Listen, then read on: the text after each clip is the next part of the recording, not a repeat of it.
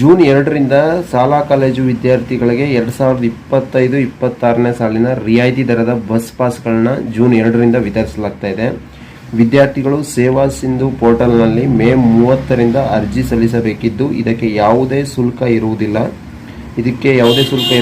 ಕರ್ನಾಟಕ 1, ಗ್ರಾಮ 1 ಹಾಗೂ ಬೆಂಗಳೂರು ಕೇಂದ್ರಗಳ ಮೂಲಕವೂ ಅರ್ಜಿ ಸಲ್ಲಿಸಬಹುದು.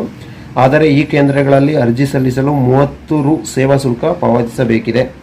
ವಿದ್ಯಾರ್ಥಿಗಳು ಪಾಸ್ಗೆ ಅರ್ಜಿ ಸಲ್ಲಿಸಲು ಅಗತ್ಯವಿರುವ ಪೋಷಣಾ ಪತ್ರವನ್ನು ಸೇವಾ ಸಿಂಧು ತಂತ್ರಾಂಶ ಮತ್ತು ನಿಗಮದ ವೆಬ್ಸೈಟ್ನಲ್ಲಿ ಡೌನ್ಲೋಡ್ ಮಾಡಿಕೊಳ್ಳಬೇಕು. ಇದನ್ನು ಅರ್ಜಿ ಸಲ್ಲಿಸುವಾಗ ಅನುಕೂಲಕರವಾದ ಪಾಸ್ ಕೌಂಟರ್ ಆಯ್ಕೆ ಮಾಡಿ ಸಲ್ಲಿಸಬೇಕೆಂದು ಸಂಸ್ಥೆಯು ಪ್ರಕಟಣೆಯಲ್ಲಿ ತಿಳಿಸಿದೆ.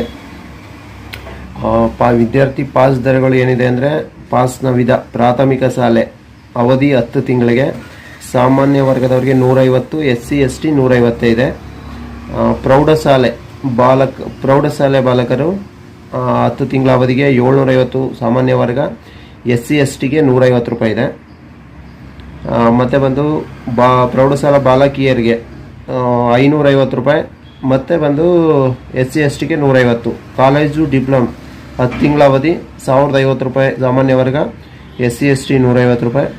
ITI 12 ತಿಂಗಳ ಅವಧಿಗೆ 1310 ಸಾಮಾನ್ಯ ವರ್ಗ, SC STಗೆ 160 ರೂಪಾಯಿ.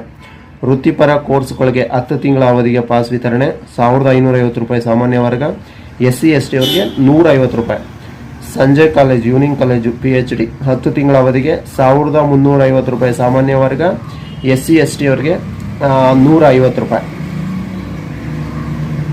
ಇದು ಜೂನ್ 2ನೇ ತಾರೀಕಿಂದ ವಿದ್ಯಾರ್ಥಿ ಪಾಸ್ ವಿತರಣೆ ಮಾಡ್ತಾ ಇದ್ದಾರೆ. ನೋಡಿ, ಇದನ್ನು ಎಲ್ಲರೂ